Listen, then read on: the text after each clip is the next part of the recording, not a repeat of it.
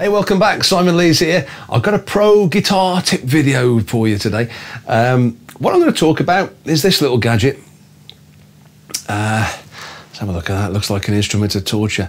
It's actually called a Capo, and Capos come in various different designs. This one, I think, is the best one. I don't know if you can. I don't know if you better read what it says there. I'll try just see if I can get the camera to focus on it. But it's basically, it's a Kaiser Capo, a Kaiser trigger capo, I should say. So the idea is, that's the trigger part of it. It works, it's got a big spring, so, you know, it's definitely going to clamp on your strings, no problem about that. It looks a little bit ungainly, but what I like about it is you can actually put it on and take it off in the middle of a song if you need to.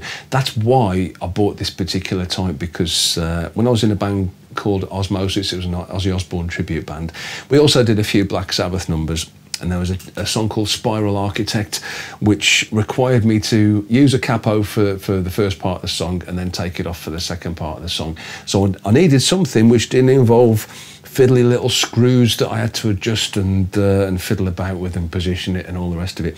It's just kind of put it on, bosh, take it off, put it on the end of the headstock, and that's where it sort of lived until I needed it again, you know. So why do you have a capo? What's the point? The point is, it allows you to play songs, well, say amongst other things, it allows you to play songs which would otherwise be really difficult to do, and you'd have to do bar chords, you know. It's not always an alternative to playing bar chords. You can't always arrange songs to allow you to do that. But I'm going to show you an example of a well-known song. The song is Under the Bridge by the Chili Peppers, and if I do it without the capo, it's quite awkward, you know. Oh, that's it. Yeah, I've got to buy the I've got to buy all the strings.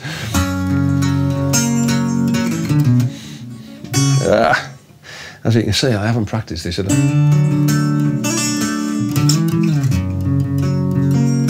Now, if I do that with the capo, so the capo is doing the same job as my first finger. So now I can do it just using open chords, you know.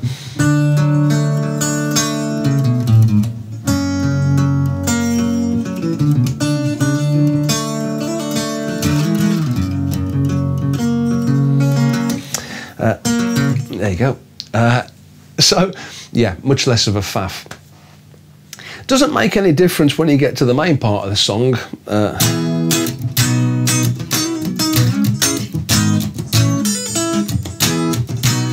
Because all the chords are up this end of the neck, and they're all kind of bar chords. I mean, John Frusciante, he doesn't play bar chords as such, you know. He's like Jimi Hendrix, you know, he tends to maybe bar some of the strings with his first finger and then use his thumb for the fat strings, you know. But either way, what intrigued me about this song, because I didn't spend an awful long time studying it, and I certainly didn't watch him play it, so I didn't see what the guy did or anything like that, you know. But what I did notice was at the end of the song, there's a section which goes like this.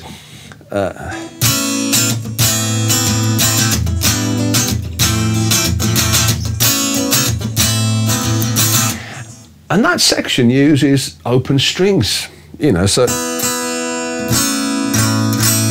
I've got the open A string, the open B string, and the open thin E string. So that means at some point he has to take his capo off, you know, so at some point during the song, after he's played the introduction, he's got to get rid of the capo.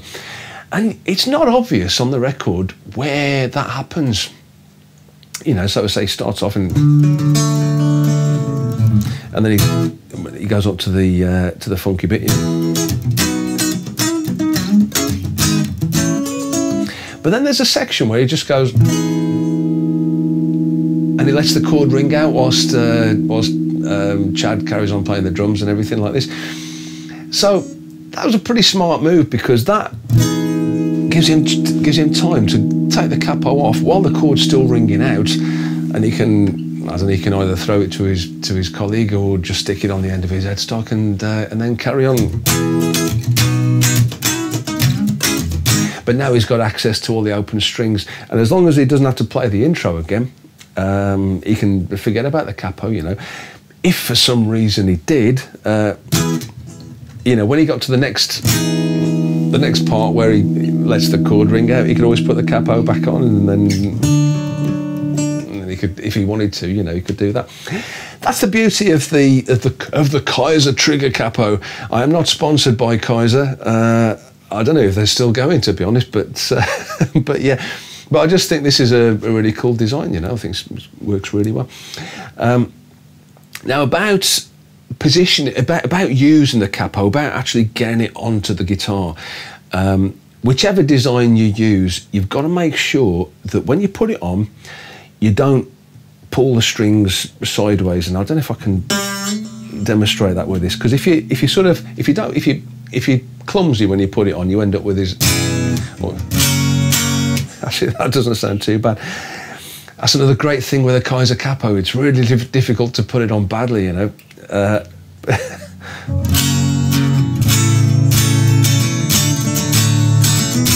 Yes, it's a little bit out, but it's not too bad. But anyway, I'm going to talk you through what you've got to do. The capo, it's got two parts basically. There's a part that fits on the strings, and there's the part that fits on the back of the neck.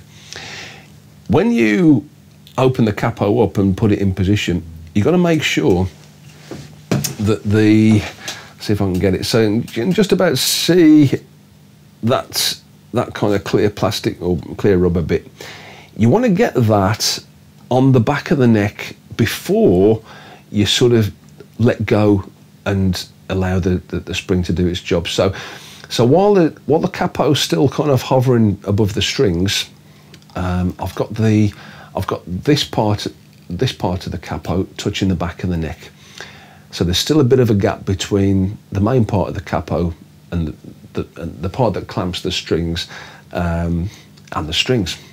So when that's in place, then I just release the spring, and then hopefully the strings won't be pulled sideways. Now, because I was trying to show you how I was doing it, I've managed to get it on kind of a bit of an angle. So I'm going to just take that off again. So I'll sort of push the back part of the capo against the back of the neck, and then hold it open whilst the front part of the capo is still hovering above the strings. When I'm happy with the position of it, I then release the spring and just let the capo kind of fall onto the strings, and hopefully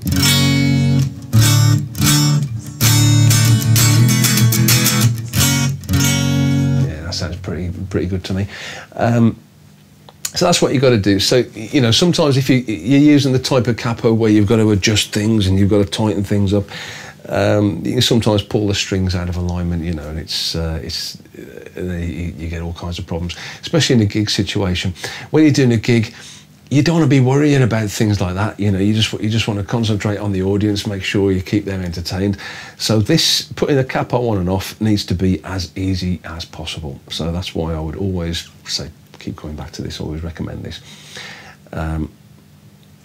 There are cheaper alternatives to the Kaiser capo, I've noticed. You can get them for as little as sort of £4 or £5 or something. So I don't know what the quality of those capos are like, but it might be worth looking at. I don't know. But yeah, make sure that before you put it on your guitar, that the bits that clamp the neck haven't got any sharp edges. I think all the corners on this device have been kind of rounded off, you know, so there's less chance of scratching the paintwork of your guitar. So that's something to bear in mind. So that's it. Yeah, I mean, another song which requires a capo is Wonderwall by Oasis, you know. So I mean, if I again try without the capo.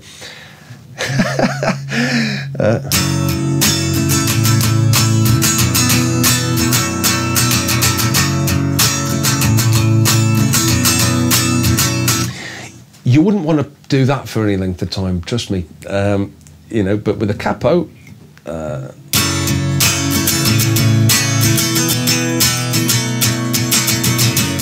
It's a piece of cake. It's nice and easy on the hands, you know. The other nice thing about the capo, which I haven't mentioned, is it tends to bring the strings really close to the frets, you know. I mean, to be honest, this guitar is extremely well set up, so the strings are already pretty close to the frets. But if you've got a guitar with a high action, a capo will kind of fix that to some extent, you know. So yeah, so that's another advantage of using a capo. So yeah, I just thought I'd talk about capos, you know. So they do come in useful. You often see girl singers using capos because obviously girls tend to have higher voices than men, and so it means that if you want to write if you haven't got a particularly deep voice and you want to write a song that uses open chords so that it's basically easy to play and you can concentrate on the singing part, it makes sense to use a capo, and you can play chords much higher up the neck. You know, I mean, I've used the 2nd fret as an example, but if you put it on the 7th fret, chords that you're familiar with, all of a sudden they sound completely different, you know. So if I play what looks like an E minor chord,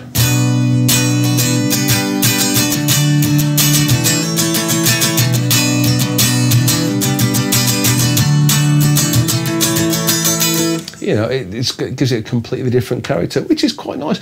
And it might, you know, doing that, because it gives chords that you're familiar with a completely different sound, it might inspire you to come up with something different, you know. So from a songwriting point of view, capos can be quite handy. So yeah, those are my top tips for using a capo. As always, thanks for watching, and have a flick through. What I'm going to do, this is going to be the last pro guitar tip that I do for a while. But I'm going to try and organise all the pro guitar tips that I've done in such a way that it's kind of easy to flick through them and you can sort of find the one that you want to see. Thanks ever so much for watching, and in a few months' time, hopefully I'll be able to start doing them again. But I'm going to be tied up doing other things for the time being, so I need to have a little break from doing the videos. But thanks for watching again, and I'll catch you on the road maybe. Cheers.